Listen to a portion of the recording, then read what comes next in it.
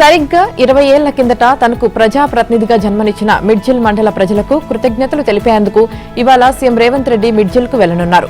ప్రజాప్రతినిధిగా తన తొలి విజయాన్ని అందించిన మిడ్జిల్కు సీఎం హోదాలో వెళ్లడం రాజకీయంగా ప్రత్యేకతను సంతరించుకుంది.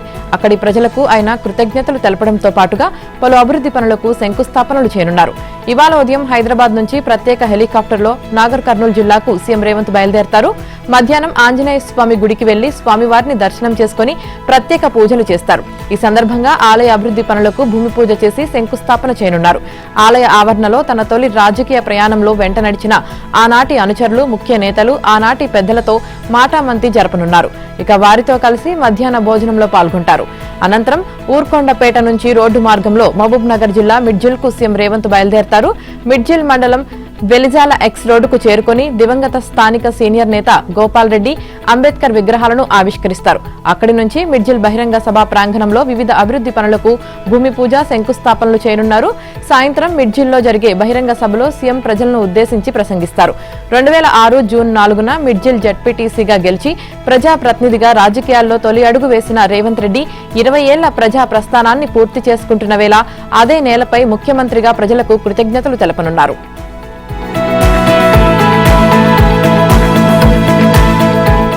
మెట్రో రైలు ప్రాజెక్టు విషయంపై కేంద్ర మంత్రులను కలిసి చర్చించినా స్తబ్దత వీడకపోవడంతో స్పీడ్ పెంచాలని తెలంగాణ ప్రభుత్వం నిర్ణయించింది. 2 వారాలు గడిచినా కేంద్రం నుంచి ఎలాంటి సమాచారం లేదు. ఎస్బీఐ క్యాబ్స్ నుంచి స్పందన లేదు. దీనిపై ఎలా ముందుకు వెళ్దాం? స్పీడ్ పెంచకపోతే ఈ అంశం మరింత ఆలస్యానికి గురవుతుంది. ఎలాగైనా వెంట పడాల్సిందే అని ముఖ్యమంత్రి రేవంత్ రెడ్డి అధికారులతో అన్నారు. అయితే అందుకు ముందుగా కేంద్ర మంత్రి కిషన్ రెడ్డికి మరోసారి లేఖ రాద్దామని చెప్పారు. మెట్రో రైలు ప్రాజెక్టుపై ఉన్నతాధికారులతో సీఎం సమీక్ష నిర్వహించారు. మెట్రో ప్రాజెక్టుపై రాష్ట్రానికి చెందిన కేంద్ర మంత్రి కిషన్ రెడ్డితో కలిసి సీఎం రేవంత్ రెడ్డి ఇటీవల ఢిల్లీలో కేంద్ర మంత్రులు మనోహర్ లాల్ ఖట్టర్, అశ్విని వైష్ణవ్లతో సమావేశమై చర్చించారు. ఆ సందర్భంగా మొదటి దశ వ్యయాన్ని మళ్లీ మదింపు చేసేందుకు, రెండో దశ వ్యయ అంచనాలను నిర్ధారించేందుకు ఎస్బీఐ క్యాబ్స్ కు బాధ్యతలు అప్పగించారు. క్యాబ్స్ బృందంలో కేంద్ర ప్రభుత్వం ఒక అధికారిని, రాష్ట్ర ప్రభుత్వం నుంచి మరో అధికారిని ప్రతినిధులుగా చేర్చాలని నిర్ణయించారు. ఆ మేరకు రాష్ట్ర ప్రభుత్వం తన ప్రతినిధిగా మెట్రోపాలిటన్ ప్రాంతం పట్టణాభివృద్ధి శాఖ ప్రత్యేక ప్రధాన కార్యదర్శి జయేష్ రంజన్ ను ప్రకటించింది. కానీ కేంద్ర ప్రభుత్వం ఇప్పటి వరకు తన ప్రతినిధిని ప్రకటించలేదు. పైగా ఎస్బీఐ క్యాబ్స్ కూడా బృందాన్ని ఏర్పాటు చేయలేదు. దీంతో ఈ అంశంపై స్తబ్దత నెలకొంది. ఇప్పటికే మొదటి దశ కోసం జపాన్ నుంచి ఇచ్చిన 13,600 కోట్లు ఇండియన్ రైల్వే ఫైనాన్స్ కార్పొరేషన్ వద్ద ఉన్నాయి. రాష్ట్ర ప్రభుత్వానికి మొదటి దశ ప్రాజెక్టును అప్పగించడానికి ఎల్ఎన్టీతో 15,000 కోట్లతో ఒప్పందం కుదిరింది. ప్రాణహిత నదిపై నిర్మించ తలపెట్టిన తుమ్మిడిహెట్టి నిర్మాణ ప్రదేశాన్ని సీఎం రేవంత్ త్వరలోనే పరిశీలించనున్నారు. 8 లేదా 9 తేదీల్లో ఆయన అక్కడ పర్యటించే అవకాశం ఉందని సమాచారం. బ్యారేజీ నిర్మాణ ప్రాంతంతో పాటు అలైన్మెంట్ ను సీఎం పరిశీలించే అవకాశం ఉన్నట్లు తెలుస్తోంది. ఇక బ్యారేజీని 150 మీటర్ల ఎత్తుతో కట్టడానికి వీలుగా ప్రభుత్వం డీపీఆర్ ను సిద్ధం చేస్తుంది. ప్రాథమిక సాధ్యాసాధ్యాల నివేదిక కూడా సిద్దమయ్యాక మహారాష్ట్ర సీఎం ఫడ్నవీస్ తో సీఎం రేవంత్ రెడ్డి, మంత్రి ఉత్తమ్ కుమార్ రెడ్డి భేటీ అయ్యి 150 మీటర్ల ఎత్తులో బ్యారేజ్ నిర్మాణానికి సమ్మతి తెలపాలని కోరే అవకాశం ఉంది. ఇక ప్రాజెక్టును 148 మీటర్ల ఎత్తుతో బ్యారేజీ నిర్మించిన, 150 మీటర్ల ఎత్తుతో నిర్మించిన 300 ఎకరాల పరిధిలోనే ముంపు ఉంటుందని సిడబ్ల్యూపీఆర్ఎస్ అధ్యయనాలు చెబుతున్నాయి. ఇక 149.50 మీటర్ల ఎత్తుతో కడితే 108.58 టీఎంసీలు, 150 మీటర్ల ఎత్తుతో కడితే 129.23 టీఎంసీలు తరలించవచ్చని ప్రభుత్వం గుర్తించగా, ఇప్పటికే 148 మీటర్ల ఎత్తుతో బ్యారేజీ కట్టడానికి మహారాష్ట్ర కూడా సమ్మతి తెలిపింది. సీఎం పర్యటన నేపథ్యంలో మంత్రి ఉత్తమ్ కుమార్ రెడ్డి అధికారులతో సమీక్ష నిర్వహించారు. డీపీఆర్ తయారీ, పీఎఫ్ఆర్ నివేదికలకు త్వరగా తుదిరూపు ఇవ్వాలని అధికారులను ఆదేశించారు.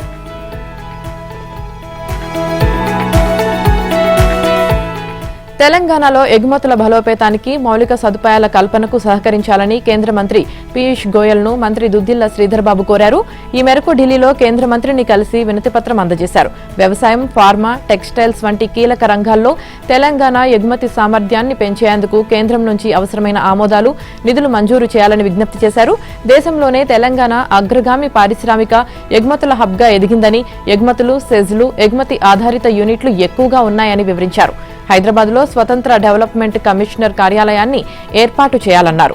ఇక నిజామాబాద్ జిల్లాలో అధిక కర్కుమిన్ కలిగిన, ఎక్కువ దిగుబడినిచ్చే పసుపు విత్తన రకాల అభివృద్ధికి పరిశోధనలను బలోపేతం చేయాల్సిన అవసరం ఉందన్నారు. నిజామాబాద్లో కామన్ ఫెసిలిటీ సెంటర్ను, కరీంనగర్ జిల్లాలో స్పైస్ బోర్డు ల్యాబొరేటరీని ఏర్పాటు చేయాలని కోరారు. ఇక తెలంగాణలో పత్తి పండే ప్రధాన జిల్లాలైన వరంగల్, ఆదిలాబాద్లలో CIRCOT భాగస్వామ్యంతో కాటన్ టెస్టింగ్ ల్యాబొరేటరీని నెలకొల్పాలని కోరారు.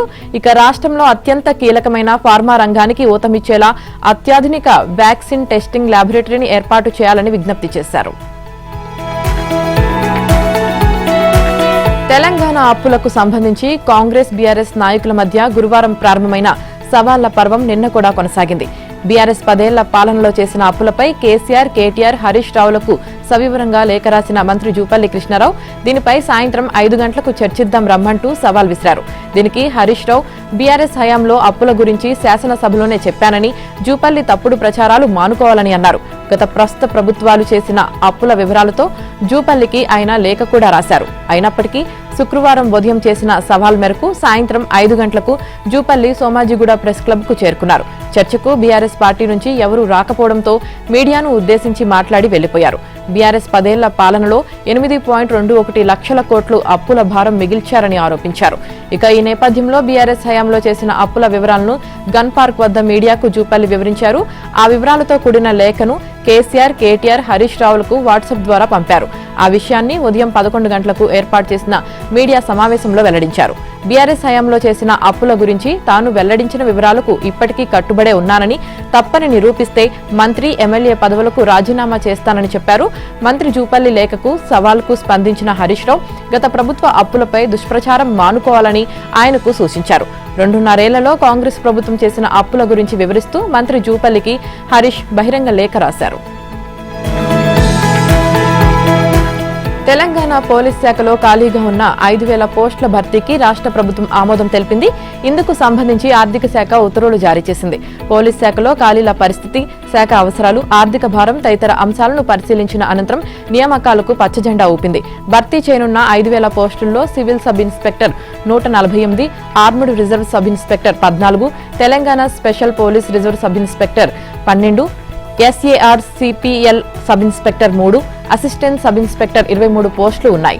అలాగే civil constable 3,697, armed reserve constable 1,052, SAR-CPL constable 24, driver constable 20, mechanic constable 7 పోస్టులు ఉన్నాయి. ఇక తెలంగాణ రాష్ట్ర పోలీస్ నియామక మండలి ద్వారా ఈ పోస్టులను నేరుగా భర్తీ చేయనున్నారు. ఇందుకోసం సంబంధిత శాఖల నుంచి స్థానిక క్యాడర్ వారీగా ఖాళీల వివరాలు, రోస్టర్ పాయింట్లు, విద్యా అర్హతలు తదితర సమాచారాన్ని సేకరించి వీలైనంత త్వరగా నియామక నోటిఫికేషన్తో పాటు పరీక్షల షెడ్యూల్ను విడుదల చేయాలని ఆర్థిక శాఖ ఆదేశించింది. ఈ నిర్ణయంతో పోలీసు ఉద్యోగాల కోసం ఎంతో కాలంగా ఎదురుచూస్తున్న వేలాది మంది అభ్యర్థులకు ఊరట లభించింది. వైఎస్సార్ కడప జిల్లా JSW రాయలసీమ స్టీల్ ప్లాంట్ కోసం మౌలిక సదుపాయాల కల్పనకు ప్రభుత్వం వేగంగా చర్యలు తీసుకుంటుంది. జమ్మలమడుగులోని జాతీయ రహదారి నుంచి ఆ స్టీల్ ప్లాంట్ వరకు 12 కిలోమీటర్ల మేర 4 వరుసల రహదారి నిర్మాణానికి నిధులకు ఇబ్బంది లేకుండా నిర్ణయం తీసుకున్నారు. రోడ్డు నిర్మాణానికి గతంలో ఆమోదించిన 50 కోట్ల అంచనా వ్యయాన్ని 68 కోట్లకు పెంచుతూ కూటమి ప్రభుత్వం సవరించిన పరిపాలనా అనుమతినిచ్చింది. ఇక APIIC వద్ద అందుబాటులో ఉన్న నిధుల నుంచి ఈ పనులను త్వరితగతిన పూర్తి చేసి తర్వాత సాస్కీ నిధుల నుంచి రియంబర్స్మెంట్ చేయాలని ఆదేశించింది.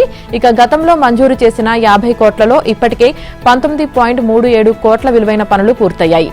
ఇక సీమ ప్రజల దశాబ్దాల కల నెరవేరుతోందని, రాయలసీమ స్టీల్ ప్లాంట్ పనుల ప్రారంభంతో మరో చారిత్రాత్మక అడుగు వేశామని మంత్రి లోకేష్ ఎక్స్లో పేర్కొన్నారు. విశాఖపట్నంలో కాగ్నిజెంట్ ప్రత్యేక ఆర్థిక మండలి ఏర్పాటుకు కేంద్రం అనుమతి ఇచ్చింది. ఇన్ఫర్మేషన్ టెక్నాలజీ రంగంలో దిగ్గజ కంపెనీ కాగ్నిజెంట్ కు కూటమి ప్రభుత్వం విశాఖపట్నంలోని మధురవాడలో 22.19 ఎకరాలు కేటాయించింది. గత ఏడాది డిసెంబర్ 12న సీఎం చంద్రబాబు సంస్థ నిర్మాణానికి భూమి పూజ చేశారు. 3 దశల్లో నిర్మాణం పూర్తి చేసి 8,000 మందికి ఉపాధి కల్పిస్తామని కాగ్నిజెంట్ ఒప్పందంలో హామీ ఇచ్చింది. ఇక నిర్మాణం పూర్తయ్యేంత వరకు తాత్కాలికంగా రుషికొండ ఐటీ పార్క్లోని మహతి టెక్నాలజీ భవనంలో కార్యకలాపాలు నిర్వహిస్తోంది. విశాఖ కేంద్రం నుంచి విదేశాలకు ఐటీ సేవలు అందించడానికి ప్రత్యేక ఆర్థిక మండలి ఏర్పాటు చేస్తామని కేంద్ర వాణిజ్య పరిశ్రమల శాఖకు కాగ్నిజెంట్ ప్రతిపాదనలు పంపగా దానికి ఆమోదం లభించింది. రాష్ట్రం కేటాయించిన 22.19 ఎకరాల్లోని మధురవాడలో మొత్తం 8.9799 ఎకరాల్లో SEZ ఏర్పాటు చేస్తామని కాగ్నిజెంట్ పేర్కొంది. SEZ ఏర్పాటు వల్ల సంస్థకు కొన్ని ప్రత్యేక రాయితీలు, పన్ను మినహాయింపులు లభిస్తాయి. ఇందులో ఉత్పత్తులను విదేశాలకు మాత్రమే ఎగుమతి చేయాల్సి ఉంటుంది. మతిస్థిమితం లేని వ్యక్తులతో రాజకీయం చేయాల్సిన పరిస్థితి గతంలో ఎన్నడూ తనకు తలెత్తలేదని సీఎం చంద్రబాబు అన్నారు. జగన్ సీఎం అయ్యాక 3 రాజధానులు అన్నారని, అధికారం పోయాక కేంద్ర చట్టం తర్వాత మావిగన్ అన్నారని నిన్న విజయవాడ అన్నారు. రేపు ఏమంటారోనని ఎద్దేవా చేశారు. సున్నపురాళ్లపల్లెలో స్టీల్ ప్లాంట్ నిర్మాణ పనులను చంద్రబాబు ప్రారంభించారు. ఎవరి వల్ల రాయలసీమకు మంచి జరిగింది, ఎవరి వల్ల నష్టం జరిగిందనేది అర్థం చేసుకోవాలన్నారు. తాను ముఖ్యమంత్రి అయ్యాక కియా కంపెనీ తీసుకువస్తే అది 19 లక్షల కార్ల ఉత్పత్తి చేసిందని, అందులో 3 లక్షల కార్లు 90 దేశాలకు ఎగుమతి చేశారని చెప్పారు. రాయలసీమలో ఒక్క ఇరిగేషన్ ప్రాజెక్టును జగన్ పూర్తి చేయలేకపోయారని, పులివెందల్లో 1 ఎకరాకు కూడా నీరు ఇవ్వలేకపోయారన్నారు సీఎం చంద్రబాబు. హింస రాజకీయాలు చేయకూడదన్న చంద్రబాబు తాను తీవ్రవాదులతో సమాజం కోసం పోరాడానని గుర్తు చేశారు. ఈ జిల్లాకు చెందిన వ్యక్తే ఇప్పుడు గంజాయి బ్యాచ్ను వెనకేసుకు వస్తున్నారని ఆగ్రహం వ్యక్తం చేశారు. శాంతి భద్రతలు ఉంటేనే పెట్టుబడులు వస్తాయన్న చంద్రబాబు రోడ్డు మీదకు పోయిన ఆడబిడ్డ తిరిగి రాలేని పరిస్థితి ఉంటే ఎన్ని లక్షల తలసరి ఆదాయాన్ని సంపాదించినా అది వేస్టే అని చెప్పారు. వైఎస్ జగన్ మీడియా ముందుకు వచ్చి మాట్లాడిన 1-2 రోజులకే పార్టీ సమన్వయకర్త సజ్జల రామకృష్ణారెడ్డి తెర మీదకి వచ్చేశారు. అధినేత చెప్పింది జనానికి అర్థం కాలేదనో, అసలు ఆయన చెప్పిన దాంట్లో అర్థమే లేదనో కొన్ని వివరణలు ఇచ్చి సమర్థనలు చేసి వెళ్లిపోయారు. తాడేపల్లి పార్టీ కార్యాలయంలో ఆయన మీడియాతో మాట్లాడారు. అధికారంలో ఉన్న 5 ఏళ్లలో వైసీపీ మావిగన్ మాటే ఎత్తలేదు, కానీ రాష్ట్ర విభజన చట్టంలో దాని ప్రస్తావన ఉందని ఇప్పుడు సజ్జలా చెప్పారు. ఎప్పుడో కట్టిన రాజధాని నగరాలు నయా రాయ్పూర్, చండీగఢ్ ఇప్పటికీ పూర్తి స్థాయిలో అభివృద్ధి చెందలేదని, రాజధానికి అనువుగా లేని అమరావతి ఎప్పటికీ అభివృద్ధి చెందదని వ్యాఖ్యానించారు. శివరామకృష్ణన్ కూడా అమరావతి ప్రాంతం రాజధానికి ఆమోదయోగ్యం కాదని స్పష్టం చేశారని తెలిపారు. అభివృద్ధి సాధ్యం కాని అమరావతిలో నిర్మాణాలను నిలిపివేయాలని డిమాండ్ చేశారు. 2029లో జగన్ అధికారంలోకి వచ్చాక ఈ అవినీతిపై చట్టపరమైన చర్యలు తీసుకుంటారని చెప్పారు. ఇదో భూస్కామ్. తెర వెనుక సూత్రధారి విశాఖ నగరానికి చెందిన ఒక మాజీ మంత్రి. పాత్రధారులు కొందరు రెవెన్యూ, మరికొందరు సర్వే అధికారులు. భూమి 30 ఎకరాలు, విలువ దాదాపు 600 కోట్ల రూపాయలు. తెలుగుదేశం పార్టీకి చెందిన ఆ నాయకుడు విశాఖలో మరోసారి భూచక్రం తిప్పారు. దీనిపై ప్రభుత్వానికి సమాచారం అందింది. విశాఖలోని ఓ కీలక అధికారిని అమరావతిలోని సర్వే ప్రధాన కార్యాలయంలో రిపోర్ట్ చేయాల్సిందిగా సర్కార్ ఆదేశించింది. షోకాజ్ నోటీస్ కూడా ఇచ్చింది. కానీ తదుపరి చర్యలు మాత్రం లేవు. విశాఖపట్నం చుట్టూ ఉన్న భూములు ఎప్పుడో బంగారంగా మారాయి. నగరానికి చెందిన ఒక నాయకుడు భీమిలి, ఎండాడ, మధురవాడ తదితర ప్రాంతాల్లో భారీగా అసైన్డ్ భూములు సేకరిస్తున్నారు. ఇదే క్రమంలో ఎండాడలోని ఓ సర్వే నెంబర్లో ఉన్న 30 ఎకరాలపై ఆయన కన్ను పడింది. రెవెన్యూ రికార్డుల్లో అది ప్రభుత్వ భూమిగా నమోదైంది. రీసెటిల్మెంట్ రిజిస్టర్లో కూడా అలాగే ఉంది. ఆ భూమి 30 ఎకరాల విలువ 600 కోట్లు. సదరు నాయకుడు తనకున్న పరిచయాలు, పలుకుబడిని ఉపయోగించి ఆ భూమిని చెరపట్టాలని ప్లాన్ చేశారు. రెవెన్యూ, సర్వే శాఖలోని కీలక అధికారులను పిలిచి మాట్లాడారు. తొలుత ప్రైవేటు వ్యక్తుల ద్వారా ఆ భూములకు సబ్ డివిజన్ పిటిషన్లు పెట్టించారు. వాటిని అడ్డం పెట్టుకుని 30 ఎకరాలున్న సర్వే నెంబర్లోని భూమిని సబ్ డివిజన్ చేశారు. రికార్డుల్లో ప్రైవేటుగా మార్పించేశారు. ఆ తర్వాత ఆ భూమిని 3 భాగాలుగా సబ్ డివిజన్ చేసి ముగ్గురి పేరిట రికార్డుల్లో రాసేశారు. ఆ తర్వాత 6 నెలల పాటు ఈ విషయంలో సైలెంట్ గా ఉండిపోయారు. కృష్ణలంక మాజీ సీఐ నాగరాజును పోలీస్ కస్టడీకి ఇస్తూ విధించిన షరతులపై సిట్ అధికారులు హైకోర్టును ఆశ్రయించారు. విజయవాడ కోర్టు విధించిన కఠినమైన షరతులను సవరించాలని అత్యవసరంగా దాఖలు చేసిన పిటిషన్లో సిట్ కోరింది. విజయవాడకు చెందిన గాదే సాయికృష్ణ అదృశ్యం కేసులో ప్రధాన నిందితుడు సీఐ నాగరాజును పోలీస్ కస్టడీకి అప్పగిస్తూ విజయవాడ కోర్టు కొన్ని షరతులు విధించింది. సిట్ పిటిషన్పై హైకోర్టులో విచారణ జరగ్గా సీఐ నాగరాజు తరపున న్యాయవాది చల్లా అజయ్ కుమార్ వాదిస్తూ పూర్తి స్థాయి వాదనలు వినిపించేందుకు విచారణను సోమవారానికి వాయిదా వేయాలని అభ్యర్థించారు. అయితే పిటిషన్ను అత్యవసరంగా విచారించాలని సిట్ తరపున పీపీ లక్ష్మీనారాయణ ధర్మాసనాన్ని కోరారు. ఇరువైపులా వాదనలు పరిగణలోకి తీసుకున్న హైకోర్టు న్యాయమూర్తి జస్టిస్ కుంచెం మహేశ్వరరావు విచారణను రేపటికి వాయిదా వేశారు. ఈ నెల 3వ తేదీ నుంచి 10 వరకు నాగరాజును పోలీస్ కస్టడీకి అప్పగిస్తూ విజయవాడ 2వ అదనపు judicial first class magistrate court పలు కఠినమైన షరతులు విధిస్తూ ఈ నెల 2న ఉత్తర్వులు జారీ చేసింది.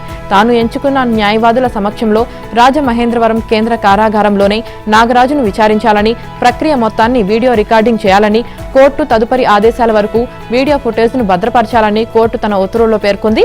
ఈ ఆదేశాలను సవరించాలని, రద్దు చేయాలని కోరుతూ సిట్ అడిషనల్ ఎస్పీ హైకోర్టును ఆశ్రయించారు. మరోవైపు అనుమానాస్పద మరకలు ఉన్న ఒక లాఠీ, ఎముకలు, కాలిన బూడిదం, సగం కాలిన మణికట్టు గొలుసు, ఇక ఇతర వస్తువులను ఫోరెన్సిక్ పరీక్షల కోసం సీజ్ చేశామని సిట్ అదనపు ఎస్పీ పిటిషన్లో పేర్కొన్నారు.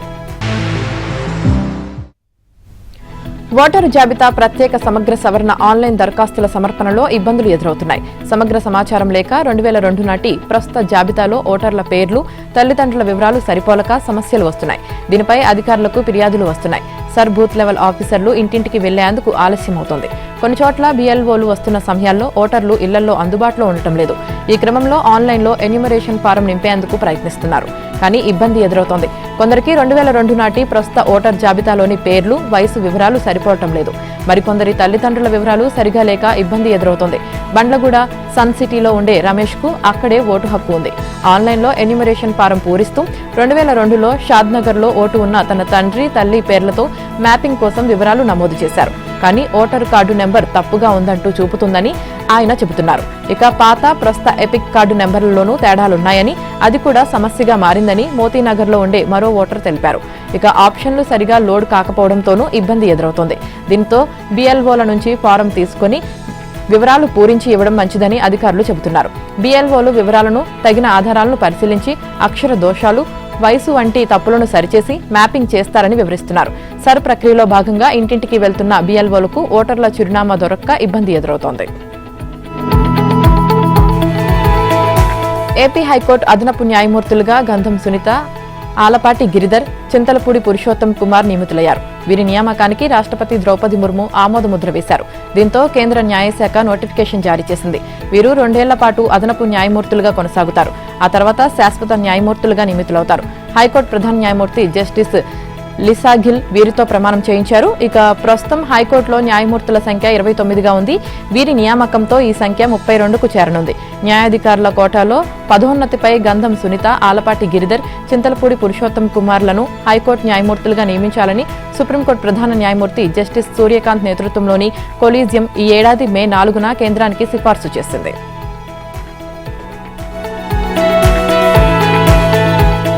పెరిగిన దానా ధరలు, ఎగుమతులు లేక పడిపోయిన రొయ్యల ధరలతో సతమతమవుతున్న ఆక్వా రైతులపై మరో పిడుగు పడింది. రొయ్యల చెరువులను వైట్ గట్ వ్యాధి చుట్టుముట్టింది. సీడ్లో నాణ్యత లేకపోవడం వల్లే ఇటువంటి వ్యాధులు వస్తున్నాయని రైతులు వాపోతున్నారు. మరోవైపు మేతలో ఫిష్ ఆయిల్, సోయా శాతాన్ని తగ్గించినట్లు అనుమానిస్తున్నారు. నిన్నటి వరకు మేత ధరలు తగ్గించాలంటూ ఆందోళనకు దిగిన రైతులు ఇప్పుడు వైట్ గట్ వ్యాధితో రొయ్య సాగును గట్టెక్కించేందుకు అన్ని ప్రయత్నాలు చేస్తున్నారు. బెల్లంతో తయారు చేసిన మందులను వినియోగిస్తున్నారు. ఇక వైట్ గట్ నివారణకు మందులు వాడటం కంటే పట్టుబడులు ఉత్తమమంటూ రైతులు చెరువులు ఖాళీ చేస్తున్నారు. సీడ్ వేసిన 40 నుంచి 50 రోజుల వ్యవధిలోనే వ్యాధి సోకడంతో దిగుబడులు కూడా రావడం లేదు. మరోవైపు రొయ్య నాణ్యత తగ్గిపోతుంది. నాణ్యత లేని రొయ్యను లెక్క కట్టి రైతుకు ఇచ్చే ధరలో వ్యాపారులు కోత విధిస్తున్నారు. 10% రొయ్య దెబ్బతింటే 100 కిలోలకు 10 కిలోలు తగ్గించి మిగిలిన రొయ్యకు ధర చెల్లిస్తున్నారు. సీడ్ ఎంపికలోనే రైతులు దెబ్బతింటున్నారు. మొదటిసారి తల్లి రొయ్య నుంచి ఉత్పత్తి చేసే సీడ్కు అధిక ధర ఉంటుంది. రొయ్య పిల్ల 35 పైసల వరకు ఉంటుంది. కానీ అదే తల్లి రొయ్య నుంచి 2 నుంచి 4 పర్యాయాల వరకు సీడ్ ఉత్పత్తి చేస్తున్నారు. ప్రస్తుతం 100 కౌంట్ దశలో రొయ్య సాగు ఉంది. దాదాపు 90% చెరువుల్లో వ్యాధి సోకడంతో కొందరు రైతులు పట్టుబడులు చేసేస్తున్నారు. దీనివల్ల ఎకరాకు 50,000 నష్టం వాటిల్లుతుందని రైతులు వాపోతున్నారు. ఏసీబీకి పట్టుబడిన డీఎస్పీ భీమ్రెడ్డికి చెందిన సుమారు 200 కోట్ల విలువైన ఆస్తుల వ్యవహారంపై ఎన్ఫోర్స్మెంట్ డైరెక్టరేట్, ఆదాయ పన్ను, ఐటీ శాఖలు దృష్టి పెట్టినట్లు తెలుస్తుంది. తెలంగాణ, కర్ణాటక రాష్ట్రాల్లో భీమ్రెడ్డి భారీగా కొనుగోలు చేసిన ఆస్తుల వివరాలు, కేసు ఫైళ్ల కాపీలను తమకు అందజేయాలని ఏసీబీని ఈడీ అధికారులు కోరినట్లు తెలిసింది. ఇక మనీ లాండరింగ్ కోణంలో భీమ్రెడ్డిపై ఈడీ విచారణ ప్రారంభించినట్లు సమాచారం. ఇక సోదాల్లో గుర్తించిన ఆస్తుల్లో 75% బినామీల పేరిట ఉండడంతో ఆదాయ పన్ను శాఖలోని బినామీ నిరోధక విభాగం అధికారులు కూడా విచారణకు సిద్ధమైనట్లు సమాచారం. ఇటీవలే ఐటీబీపీయూ అధికారులు ఒక మాజీ ఎమ్మెల్యేకు సంబంధించిన బినామీ ఆస్తులపై చర్యలు తీసుకున్నారు. ఇక భీమ్రెడ్డి తన సంపాదనతో ఈ స్థాయిలో ఆస్తులు కొనుగోలు చేసే అవకాశాలు లేవని, ఇందులో చీకటి కోణాలు చాలానే ఉన్నాయని, భీమ్రెడ్డి మరొకరికి బినామీ అయి ఉండవచ్చని ఏసీబీ అధికారులు అనుమానిస్తున్నారు. భీమ్రెడ్డికి సంబంధించి ఏసీబీ గుర్తించిన 18 స్థిరాస్తుల్లో 75% బినామీల పేరిటే ఉన్నాయని, అందులో చాలా వరకు గత 10 ఏళ్లలో కొనుగోలు చేసినవేనని చెబుతున్నారు. డీఎస్పీ భీమ్రెడ్డి ఆస్తుల వ్యవహారం ఆయనకు అరెస్టు చేయకుండా వదిలిపెట్టడంపై పోలీస్ శాఖలో తీవ్ర చర్చ జరుగుతోంది. 10వ తరగతి పరీక్షా ఫలితాల్లో ఈసారి తెలంగాణ రికార్డు నెలకొల్పింది. దేశంలో కేరళతో సమానంగా ప్రథమ స్థానాన్ని సాధించింది. 10వ తరగతి పరీక్షా ఫలితాల్లో ఇప్పటి వరకు కేరళ నెంబర్ 1 స్థానంలో కొనసాగుతుంది. ఈసారి 10వ తరగతి వార్షిక పరీక్షా ఫలితాల్లో కేరళతో సమానంగా 99.07% ఫలితాలను సాధించి తెలంగాణ కొత్త చరిత్ర సృష్టించింది. ఉమ్మడి రాష్ట్ర చరిత్రలోనూ ఇప్పటి వరకు ఎన్నడూ ఈ స్థాయిలో ఉత్తీర్ణత సాధించలేదు. ఈసారి మార్చి నెలలో నిర్వహించిన 10వ తరగతి వార్షిక పరీక్షలకు మొత్తం 5,28,239 మంది హాజరయ్యారు. వారిలో 4,91,774 మంది ఉత్తీర్ణులయ్యారు. ఇక్కడ ఫెయిల్ అయిన విద్యార్థుల సంఖ్య కేవలం 25,041 మాత్రమే. అనంతరం నిర్వహించిన అడ్వాన్స్డ్ సప్లిమెంటరీ పరీక్షలను 27,857 మంది రాశారు. వారిలో 23,013 మంది ఉత్తీర్ణత సాధించారు. మొత్తంగా వార్షిక అడ్వాన్స్డ్ సప్లిమెంటరీ పరీక్షల్లో కలిపి ఈ ఏడాది ఫెయిల్ అయిన విద్యార్థుల సంఖ్య కేవలం 4,844 మాత్రమే. దీన్ని బట్టి చూస్తే ఈసారి 10 పరీక్షలు రాసిన ప్రతి విద్యార్థి పాస్ అయ్యాడు. ఇది ఇప్పుడు రాష్ట్రంలో చర్చనీయాంశంగా మారింది.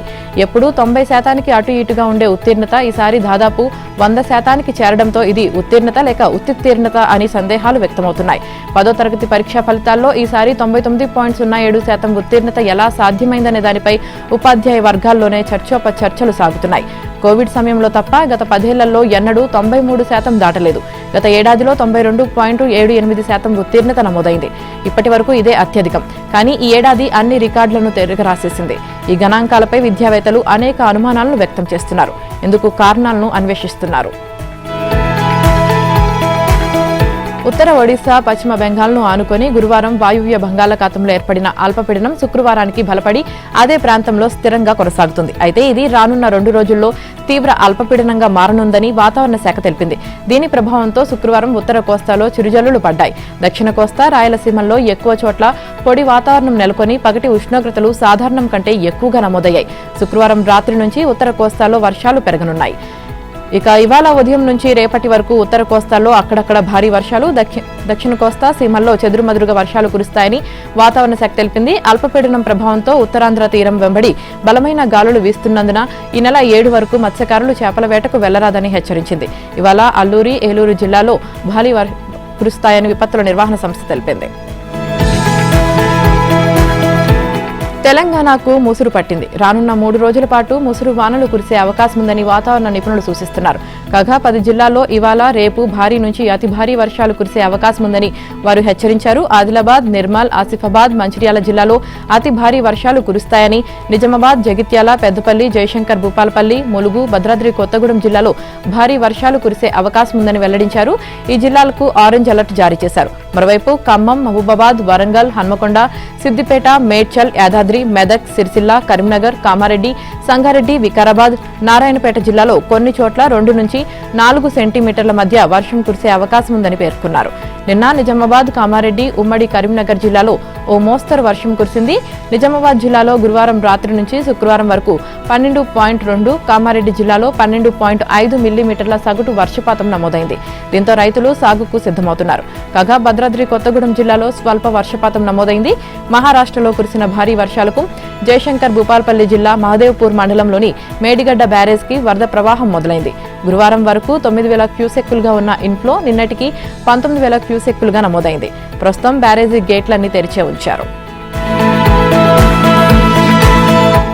పార్లమెంట్ వర్షాకాల సమావేశాలు వాడివేడిగా సాగే అవకాశాలున్నాయి. రాజకీయంగా కీలకమైన నియోజకవర్గాల పునర్విభజన, మహిళా రిజర్వేషన్ బిల్లులను ఎట్టి పరిస్థితుల్లో ఆమోదింపచేసుకోవాలని మోదీ ప్రభుత్వం కృతనిశ్చయంతో ఉంది. మరోవైపు నీట్ ప్రశ్నాపత్రం లీకేజ్, అయోధ్య రామాలయం విరాళాల చోరీ, పెట్రోల్, డీజిల్ ధరల పెరుగుదల, ద్రవ్యోల్బణం తదితర అంశాలపై సర్కార్ను ఇరుకున పెట్టేందుకు ప్రతిపక్ష ఇండీ కూటమి సిద్దమైంది. టీఎంసీ, శివసేన వంటి ప్రాంతీయ పార్టీల్లో లుకలుకలు, భారీ ఫిరాయింపులు, బేరసారాలపైన నిలదీయనుంది. వర్షాకాల సమావేశాలు ఈ నెల 20వ తేదీన ప్రారంభమై ఆగస్టు 13 వరకు కొనసాగే అవకాశం ఉంది. మొత్తం 19 పని దినాల పాటు ఉభయ సభలు నడుస్తాయని సమాచారం. ఇక 20 మంది టీఎంసీ ఎంపీలు వేరుకుంపటి, 6 శివసేన, యూబీటీ ఎంపీలు మహారాష్ట్ర ఉప ముఖ్యమంత్రి ఏక్నాథ్ సిండే నేతృత్వంలోని శివసేనలో విలీనం కావడం వంటి వివాదాలు ప్రస్తుతం లోక్సభ స్పీకర్ ఓం బిర్లా ముందు విచారణలో ఉన్నాయి. వర్షాకాల సమావేశాలు మొదలయ్యేలోపే ఆయన తన నిర్ణయాన్ని వెలువరించనున్నారు. రాజ్యసభలో ఎన్డీఏ 3/2 మెజార్టీకి చేరువలో ఉంది. లోక్సభలోనూ బలం పెంచుకుంటోంది. ఈ నేపథ్యంలో మహిళా రిజర్వేషన్, నియోజకవర్గాల పునర్విభజనకు సంబంధించి 131వ రాజ్యాంగ సవరణ బిల్లు సహా కీలక బిల్లులను పార్లమెంట్లో ప్రవేశపెట్టబోతోంది. లోక్సభ, రాష్ట్రాల అసెంబ్లీల సంఖ్యాబలాన్ని 50% పెంచే ప్రతిపాదనను రాజ్యాంగ బిల్లులో పొందుపరచనుంది. అలాగే ప్రధానమంత్రి, సీఎంలు, మంత్రులు అరెస్టై 30 రోజులకు పైగా జైల్లో ఉంటే పదవుల నుంచి వైదొలగాలన్న 130వ రాజ్యాంగ సవరణ బిల్లును కూడా తీసుకువచ్చే వీలుంది. దీనిపై అధ్యయనం చేసిన పార్లమెంటరీ సంయుక్త కమిటీ ఈ నిబంధన దుర్వినియోగం కాకుండా కొన్ని రక్షణ చర్యలు ప్రతిపాదించింది. తమిళనాడు ముఖ్యమంత్రి జోసెఫ్ విజయ్పై అవాకులు చవాకులు పేలిన డీఎంకే నేత, మాజీ మంత్రి, ప్రస్తుత ఎమ్మెల్యే అనిత రాధాకృష్ణన్ను పోలీసులు అరెస్టు చేశారు. తిరుచాందూర్ నియోజకవర్గం నుంచి ప్రాతినిధ్యం వహిస్తున్న రాధాకృష్ణన్ గత నెల 20న జరిగిన ఓ బహిరంగ సభలో నోటికి పని చెప్పారు. ముఖ్యమంత్రి విజయ్ ఓ నటితో ఇంటి పట్టునే గడుపుతున్నారంటూ హేళన చేశారు. సీఎంను ఏకవచనంతో సంబోధించారు. రాజకీయాల్లోకి రాకముందు విజయ్ సినీ పరిశ్రమలో గడిపిన జీవితం గురించి కూడా ఆయన ప్రస్తావించారు. ఈ వ్యాఖ్యలపై ఆగ్రహం వ్యక్తం చేసిన కొందరు ఫిర్యాదు చేయడంతో పోలీసులు కేసు నమోదు చేశారు. అయితే కేసు నమోదు వ్యవహారం తెలియగానే రాధాకృష్ణన్ హైకోర్టును ఆశ్రయించారు. ముందస్తు బెయిల్ ఇవ్వాలని అభ్యర్థించారు. ఈ పిటిషన్పై విచారణ జరిపిన మద్రాస్ హైకోర్టు మాజీ మంత్రి రాధాకృష్ణన్పై తీవ్ర ఆగ్రహం వ్యక్తం చేసింది. ప్రజాప్రతినిధిగా, మాజీ మంత్రిగా ఇలాంటి మాటలైనా మాట్లాడేది అని నిలదీసింది. అంతేకాదు, రాష్ట్రానికి నేతృత్వం వహిస్తున్న ముఖ్యమంత్రి పట్ల చేసిన అనుచిత వ్యాఖ్యల్ని ఉపేక్షించలేమని స్పష్టం చేసింది. ఐర్లాండ్తో సిరీస్ ఓటమి తర్వాత ఇంగ్లాండ్తో జరిగిన తొలి టీ20లో భారత బ్యాటర్లు పర్వాలేదనిపించారు. అయితే వర్షం కారణంగా ఆ మ్యాచ్ రద్దయింది. ఇక ఇవాళ ఇరు జట్ల మధ్య జరిగే రెండో మ్యాచ్పై సర్వత్రా ఆసక్తి వ్యక్తమవుతోంది. ఎందుకంటే వరుసగా 3 మ్యాచ్ల్లోనూ ఓపెనర్ సంజు శాంసన్ నిరాశపరచగా తిలక్ వర్మ నిదానంగా ఆడుతున్నాడన్న విమర్శలు ఎదుర్కొంటున్నాడు. మరోవైపు 15 ఏళ్ల వైభవ్ సూర్యవంశీని ఆడించకపోవడం తీవ్ర చర్చనీయాంశంగా మారింది. అందుకే ఈ మ్యాచ్కు జట్టు కూర్పు ఎలా ఉండనుందనే ఆరాటం అభిమానుల్లో కనిపిస్తుంది. అటు ఇంగ్లాండ్ ఎలాంటి ఒత్తిడి లేకుండా బోనీ కోసం ఎదురుచూస్తోంది. ఇక వరుసగా 3 టీ20లో భారత్కు శుభారంభాలు దక్కలేదు. ముఖ్యంగా ఓపెనర్ సంజు శాంసన్ నిలకడలేమి జట్టుకు సమస్యగా మారింది. ఇక అద్భుత ఇన్నింగ్స్లో ఆకట్టుకోవడం, ఆ వెంటనే వరుస వైఫల్యాలతో నిరాశపరచడం అతనికి పరిపాటిగా మారింది. టీ20 వరల్డ్ కప్లో ప్లేయర్ ఆఫ్ ది టోర్నీగా నిలిచిన తను ఈ టూర్లో ఆడిన 3 మ్యాచ్ల్లో చేసింది 6 పరుగులే. అయితే ఈ సిరీస్పై నమ్మకముంచి మరో అవకాశం ఇచ్చే ఆలోచనలో జట్టు ఉంది. కానీ ఛాన్స్ కోసం చిచ్చర పిడుగు వైభవ్ సిద్ధంగా ఉన్న వేళ శాంసన్ మళ్లీ విఫలమైతే కష్టమే. అలాగే తిలక్ వర్మ మధ్య ఓవర్లలో ఆడే విధానంపైన విమర్శలు వినిపిస్తున్నాయి. స్లో బౌలింగ్లో తను ఇబ్బంది పడుతున్నాడు. కెప్టెన్ నాట్ షువర్ బ్రంట్ 75 పరుగుల సూపర్ ఇన్నింగ్స్తో చెలరేగడంతో మహిళల టీ20 ప్రపంచ కప్లో ఇంగ్లాండ్ ఫైనల్కు దూసుకువెళ్లింది. రెండో సెమీఫైనల్లో ఇంగ్లాండ్ 40 పరుగుల తేడాతో దక్షిణాఫ్రికాను చిత్తు చేసి రేపు ఆస్ట్రేలియాతో జరిగే టైటిల్ ఫైట్కు సిద్ధమైంది. మొదట ఇంగ్లాండ్ 20 ఓవర్లలో 5 వికెట్లకు 169 పరుగులు చేసింది. ఆరంభంలోనే 3 వికెట్ల నష్టానికి 23 పరుగులతో ఇంగ్లాండ్ కష్టాల్లో పడిన దశలో మాజీ సారథి హీథర్ నైట్ 58 రన్స్ జతగా బ్రంట్ 4వ వికెట్కు 133 పరుగుల కీలక భాగస్వామ్యం జోడించి జట్టును ఆదుకుంది. ఇస్మాయిల్, మాబ్లా చెరో 2 వికెట్లు తీశారు. ఛేదనలో ఓపెనర్ బ్రిట్స్ మినహా అంతా విఫలమవడంతో సఫారీలు 20 ఓవర్లలో 8 వికెట్లు కోల్పోయి 129 స్కోర్కే పరిమితమై ఓడారు. లారెన్ బెల్, చార్లీ డీన్ చెరో 2 వికెట్లు పడగొట్టారు. కెప్టెన్ ఇన్నింగ్స్తో ఆకట్టుకున్న బ్రంట్ ప్లేయర్ ఆఫ్ ది మ్యాచ్గా ఎంపికైంది. ఫిఫా వరల్డ్ కప్లో ఇవాళ Colombia versus Ghana, Canada versus Morocco, France versus Paraguay మ్యాచ్లు జరగనున్నాయి. ఇక క్రిస్టియానో రొనాల్డో మెరిశాడు. కీలకమైన తరుణంలో చెలరేగాడు. క్రొయేషియాతో రౌండ్ 32 మ్యాచ్లో పెనాల్టీ కిక్ను పొరపాటు లేకుండా గోల్ పోస్ట్లోకి కొట్టిన 41 ఏళ్ల రొనాల్డో స్కోర్ సమం చేసేందుకు తోడ్పడ్డాడు. ఇక హోరాహోరీగా సాగిన మ్యాచ్లో పోర్చుగల్ 2-1తో క్రొయేషియాపై విజయం సాధించింది. ఇవాన్ 53వ నిమిషంలో గోల్ చేసి క్రొయేషియాను ఆధిక్యంలో నిలిపాడు. పెనాల్టీని రొనాల్డో గోల్గా మలిచి స్కోర్ను సమం చేశాడు. ఆపై స్టాపేజ్ సమయంలో సబ్స్టిట్యూట్ ఆటగాడు రమోస్ కీలక గోల్ చేసి పోర్చుగల్ను విజయపథాన నిలిపాడు. సోమవారం డాల్సల్లో జరిగే రౌండ్ 16 మ్యాచ్లో స్పెయిన్తో పోర్చుగల్ అమీతుమీ తేల్చుకుంటోంది.